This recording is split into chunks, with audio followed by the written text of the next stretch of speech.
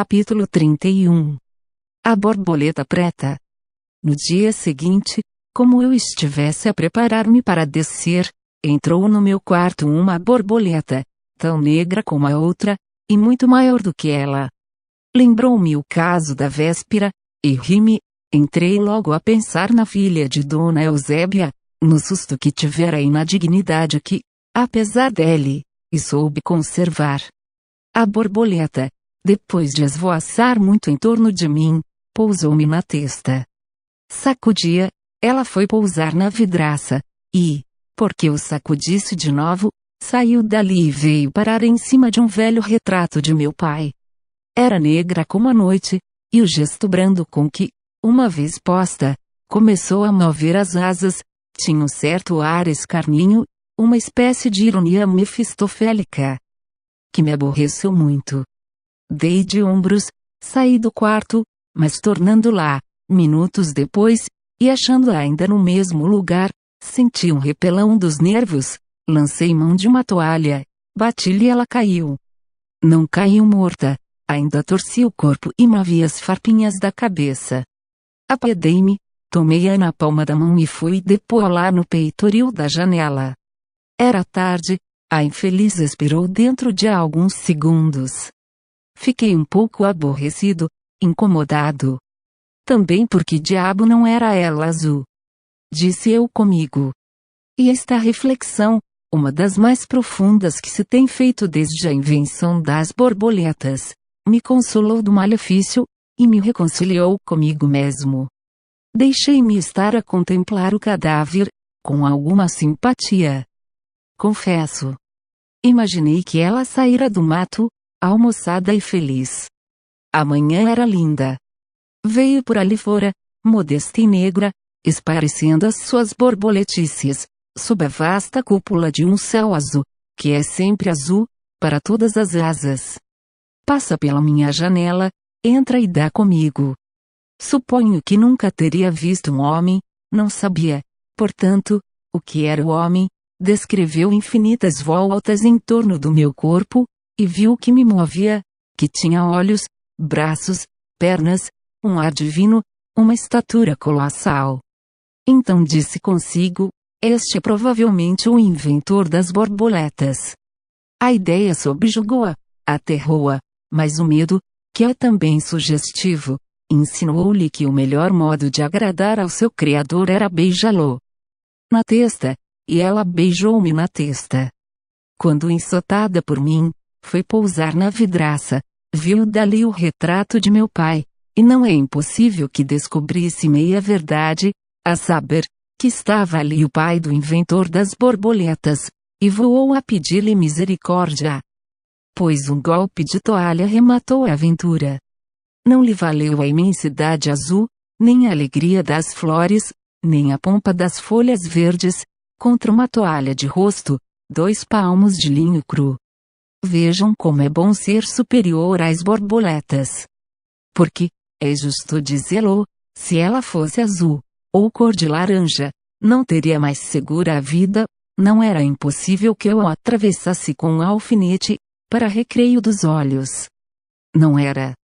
Esta última ideia restituiu-me a consolação, uni o dedo grande ao polegar, despedi um piparote e o cadáver caiu no jardim. Era tempo, aí vinham já as próvidas formigas. Não, volto à primeira ideia. Creio que para ela era melhor ter nascido azul. Capítulo 32. Coxa de nascença. Fui dali acabar os preparativos da viagem. Já agora não me demoro mais. Desço imediatamente, ainda que algum leitor circunspecto me detenha para perguntar se o capítulo passado é apenas uma sensaboria ou se chega à empolhação. Ai de mim! Não contava com Dona Eusébia. Estava pronto, quando me entrou por casa. Vinha convidar-me para transferir a descida, e ir lá jantar nesse dia. Cheguei a recusar, mas instou tanto, que não pude deixar de aceitar, demais, era-lhe devida aquela compensação, fui. Eugênia desataviou-se nesse dia por minha causa. Creio que foi por minha causa, se é que não andava muita vez assim. Nem as bichas de ouro, que trazia na véspera, lhe pendiam. Agora das orelhas, 2 orelhas de finamente recortadas numa cabeça de ninfa. Um simples vestido branco, de caça, sem enfeites, tendo ao colo, em vez de broche, um botão de madrepérola, e outro botão nos punhos, fechando as mangas, e nem sombra de pulseira. Era isso no corpo, não era outra coisa no espírito. Ideias claras, maneiras chás, certa graça natural, um ar de senhora, e não sei se alguma outra coisa, sim, a boca, exatamente a boca da mãe, a qual eu me lembrava o episódio de 1814, e então dava-me ímpetos de glosar o mesmo mote à filha. Agora vou mostrar-lhe a chácara, disse a mãe, logo que esgotamos o último gole de café. Saímos à varanda, dali a chácara, e foi então que notei uma circunstância. Eugênia cocheava um pouco, tão pouco, que eu cheguei a perguntar-lhe se machucara o pé. A mãe calou-se, a filha respondeu sem titubear, não, senhor, sou coxa de nascença. Mandei-me a todos os diabos, chamei-me desastrado, grosseirão. Com efeito, a simples possibilidade de ser coxa era bastante para lhe não perguntar nada. Então lembrou-me que da primeira vez que a vi na véspera moça chegara-se lentamente à cadeira da mãe, e que naquele dia, já a achei à mesa de jantar. Talvez fosse para encobrir o defeito, mas por que razão confessava agora? Olhei para ela e reparei que ia triste. Tratei de apagar os vestígios de meu desazo, não me foi difícil, porque a mãe era, segundo confessara, uma velha patusca, e prontamente travou de conversa comigo. Vimos toda a chácara, árvores, flores, tanque de patos, tanque de lavar, uma infinidade de coisas, que ela me ia mostrando, e comentando, ao passo que eu, de soslaio, perscrutava os olhos de Eugênia. Palavra que o olhar de Eugênia não era coxo, mas direito, perfeitamente são, vinha de uns olhos pretos e tranquilos. Creio que 2 ou 3 vezes baixaram eles à terra, um pouco turvados, mas 2 ou 3 somente, em geral fitavam-me com franqueza, sem temeridade, nem biocos. Capítulo 33. Bem-aventurados os que não descem. O pior é que era coxa. Uns olhos tão lúcidos, uma boca tão fresca, uma compostura tão senhoril, e coxa.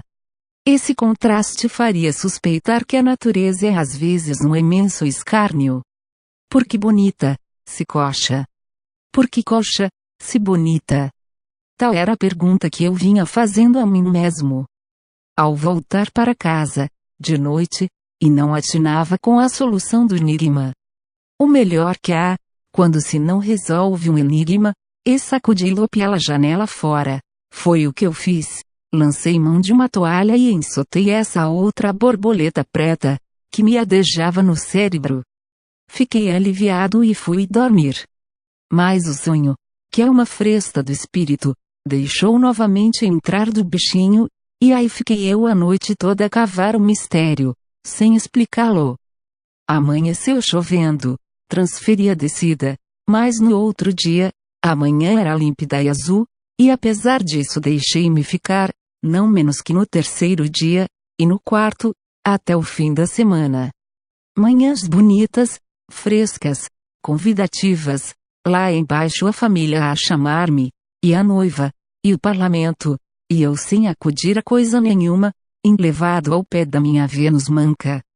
Enlevado é uma maneira de realçar o estilo, não havia enlevo, mas gosto, uma certa satisfação física e moral. Queria-lhe, é verdade, ao pé dessa criatura tão singela, filha espúria e coxa, feita de amor e desprezo, ao pé dela sentia-me bem, e ela creio que ainda se sentia melhor, ao pé de mim.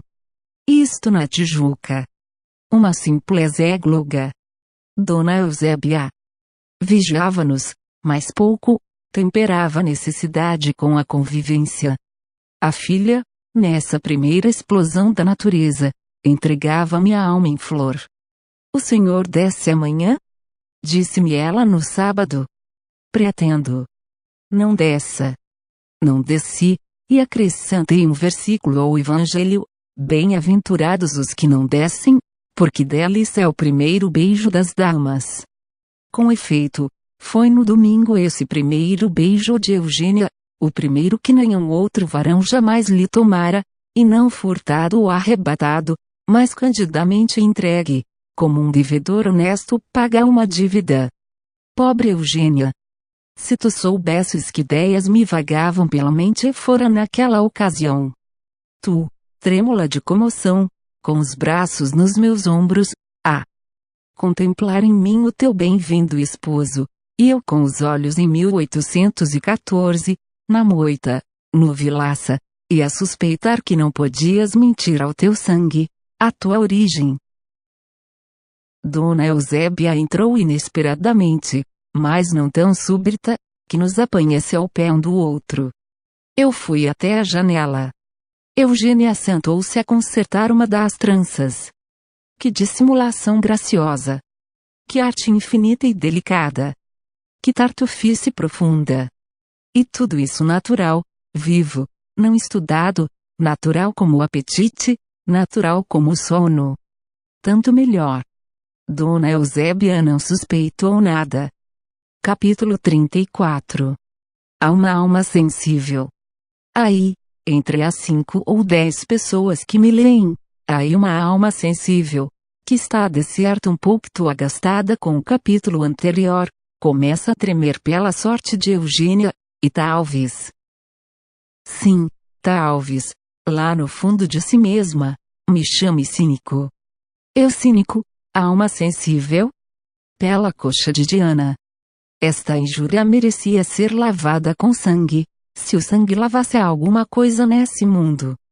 Não, alma sensível, eu não sou cínico, eu fui homem, meu cérebro foi um tablado em que se deram peças de todo gênero, o drama sacro, o austero, o piegas, a comédia louçã, a desgrenhada farsa, os autos, as bufonerias, um pandemônio, alma sensível, uma barafunda de coisas e pessoas. Em que podias ver tudo, desde a rosa de Esmirna até a arruda do teu quintal, desde o magnífico leito de Cleópatra até o recanto da praia em que o mendigo tiritou seu sono. Cruzavam-se nele pensamentos de vária casta e feição. Não havia ali a atmosfera somente da águia e do beija-flor, havia também a da lesma e do sapo. Retira, pois, a expressão alma sensível, castiga os nervos, limpa os óculos, que isso às vezes é dos óculos, e acabemos de uma vez com esta flor da moita.